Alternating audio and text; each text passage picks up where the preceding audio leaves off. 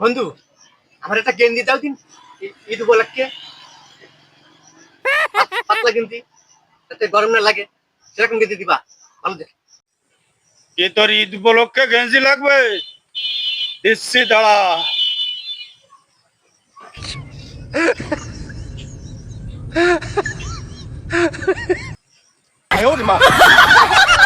এনে ধর। দাও, দেখি কিরকম গেঞ্জি দিছো তুমি, একটু পরে দেখি। হ্যাঁ,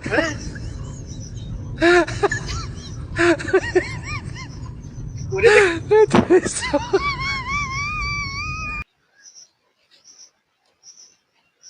হ্যালো।